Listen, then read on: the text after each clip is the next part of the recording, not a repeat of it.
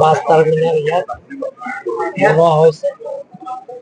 ইয়াত কেইমাহমান আগতে ইয়াতে ভাৰতৰ জনপ্ৰিয় chief minister doctor Himanta Biswa শৰ্মাই আনুষ্ঠানিকভাৱে ইয়াত উদ্বোধন কৰা হৈছে।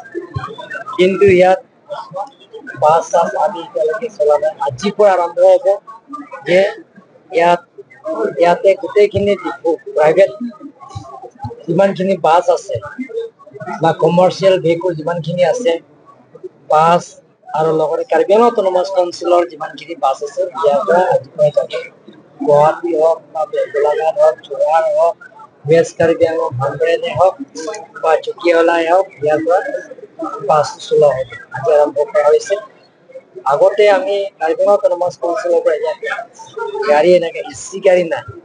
গতিকে ইয়াত এতিয়া আমি লং জাৰ্ণি যাবলৈ বহুত কষ্ট হয়। গতিকে ইয়াত লং জাৰ্ণি যাবৰ কাৰণে টয়লেট ব্যৱস্থাও ইয়াত আছে। টয়লেটো থাকিব আৰু চেন্ট্ৰেলি এচি ইয়াত আছে। সেইবিলাক গোটেইখিনি ইয়াৰ সুবিধা আছে। আমি বৰ্তমানলৈকে গুৱাহাটী টু ডিফু সেইটো বাছ দিয়া হৈছে, ইচি বাছ দিয়া হৈছে আৰু আগন্তুক দিনত আমি ৱেষ্ট কাৰ্বি আংলং, উমৰাংছু, ডিমা হাছাও, গোলাঘাট, যোৰহাট এইথলৈকে আমি সেই ইচি থকা বাছত আমি ব্যৱস্থা কৰিম আৰু ইয়াৰ পৰা গোটেইখিনি হ'ব। আৰু পেচেঞ্জাৰ বিলাকৰ যিবিলাক ইয়াত থাকিব, থকা ব্যৱস্থাও আছে। লগতে পেচেঞ্জাৰ বিলাক খোৱা বোৱা জাগা ইয়াত আছে আৰু পেচেঞ্জাৰ বিলাকৰ বাহিৰৰ পৰা অহা পেচেঞ্জাৰ বিলাক যদি আমাৰ ইয়াত কাৰ্বি আংলঙত যিবিলাকক বনোৱা নিজৰ ট্ৰেডিচনেল ড্ৰেছ বিলাক ইয়াত পাব। ডিমাচা কাপোৰ, কাৰ্বি কাপোৰ, বেংমা নাগা কাপোৰ, আদিবাসী কাপোৰ, এনেধৰণৰ বেলেগ বেলেগৰ ইয়াত ট্ৰেডিচনেল কাপোৰবিলাক সুবিধা পাব। গতিকে ইয়াত ডিফুৰ পৰা বাহিৰলৈ যোৱা বা বাহিৰৰ পৰা ডিফু অহা এটা সুবিধা হ'ব। আপোনালোকে জানে সেই গতিকে প্লেনিং কৰি আছো যে এবছৰৰ ভিতৰত ডিচেম্বৰ মাহত নহলে জানুৱাৰী নতুন বছৰ আমি ইউনিভাৰ্চিটি পাৰ হৈ ডিফু গান্ধী পাৰ্কলৈকে 4 লাইন ৰাস্তা সম্পূৰ্ণ হ'ব। ফ্লাইঅভাৰ সম্পূৰ্ণ হ'ব। ফ্লাইঅভাৰ তলত তাত পাৰ্কিং হ'ব, গোটেইখিনি অটো ৰিক্সা পাৰ্কিং বেলেগ হ'ব আৰু প্ৰাইভেট ভেহিকুল বিলাকত পাৰ্কিং বেলেগ হ'ব। আৰু বজাৰটো CM, EM, MLA, DC, SP কোনো VIPও মানে বজাৰত যাব নোৱাৰিব। খালি ইয়াত গাড়ী মানুহ যাব পাৰিব, কিন্তু গাড়ীটো সোমাব নোৱাৰিব।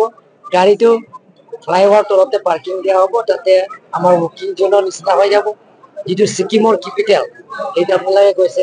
এনেধৰণৰ তাতে বুকিং জোনত কৰিব, বজাৰ কৰিব, মানুহে আকৌ তাৰ পৰা আহিব। তাৰপিছত ফ্লাইঅভাৰ শেষ হোৱাৰ পিছত তাৰ পৰা ইয়াত আমাৰ DC অফিচ কাৰ্যালয় পাৰ হৈ ইয়াৰ পৰা ফাৰ্ষ্ট ফেজ আমি 4 লাইন বনাইছো। ডিভাইডাৰ থাকিব, ফুটপাথ থাকিব, ষ্ট্ৰীট লাইট হ'ব। সেই গোটেইখিনি এতিয়া কাম চলি আছে।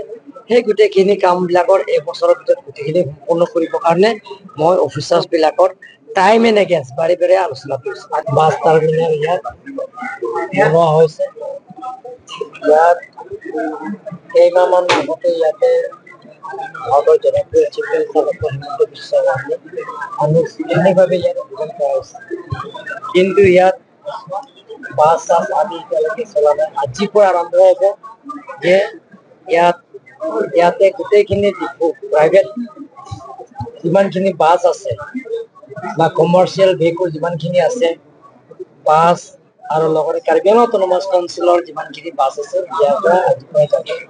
গুৱাহাটী হওক বা গোলাঘাট হওক, যোৰহাট হওক, ৱেষ্ট কাৰ্বি আংলং, ভামবেৰেনে হওক বা চুকিহলাই হওক, ইয়াৰ পৰা বাছ চলোৱা হ'ব। আজি আৰম্ভ কৰা হৈছে। আগতে আমি কাৰ্বি আংলং অট'নমাছ কাউন্সিলৰ পৰা ইয়াত গাড়ী এনেকে এচি গাড়ী নাই। গতিকে ইয়াত এতিয়া আমি লং জাৰ্ণি যাবলৈ বহুত কষ্ট হয়। গতিকে ইয়াত লং জাৰ্ণি যাবৰ কাৰণে টয়লেট ব্যৱস্থাও ইয়াত আছে। টয়লেটো থাকিব আৰু চেন্ট্ৰেলি এচি ইয়াত আছে। সেইবিলাক গোটেইখিনি ইয়াৰ সুবিধা আছে। আমি বৰ্তমানলৈকে গুৱাহাটী টু ডিফু সেইটো বাছ দিয়া হৈছে, ইচি বাছ দিয়া হৈছে আৰু আগন্তুক দিনত আমি ৱেষ্ট কাৰ্বি আংলং, উমৰাংছু, ডিমা হাছাও, গোলাঘাট, যোৰহাট এইথলৈকে আমি সেই ইচি থকা বাছত আমি ব্যৱস্থা কৰিম আৰু ইয়াৰ পৰা গোটেইখিনি হ'ব। আৰু পেচেঞ্জাৰ বিলাকৰ যিবিলাক ইয়াত থাকিব, থকা ব্যৱস্থাও আছে। লগতে পেচেঞ্জাৰ বিলাক খোৱা বোৱা জাগা ইয়াত আছে।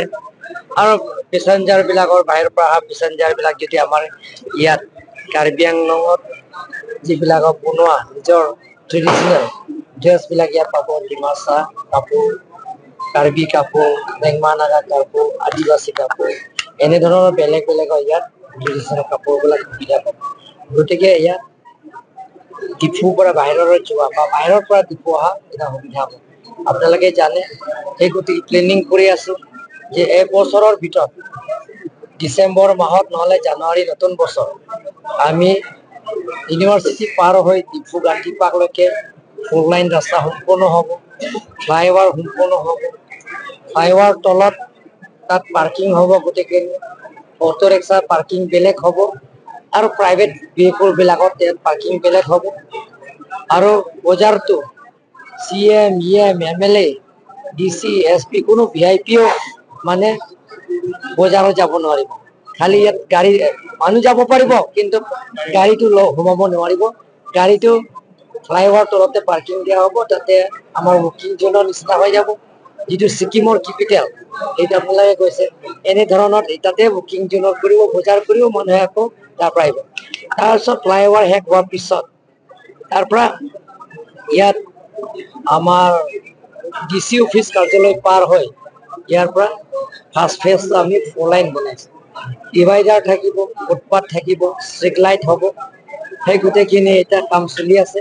সেই গোটেইখিনি কামবিলাকৰ এবছৰৰ ভিতৰত গোটেইখিনি সম্পূৰ্ণ কৰিবৰ কাৰণে মই অফিচাৰ্ছ বিলাকৰ টাইম এণ্ড এগেইনষ্ট বাৰে বাৰে আলোচনা কৰিছো। যিকোনো খবৰৰ বাবে যোগাযোগ কৰক 7099017330 লগতে 7099017110 নম্বৰত।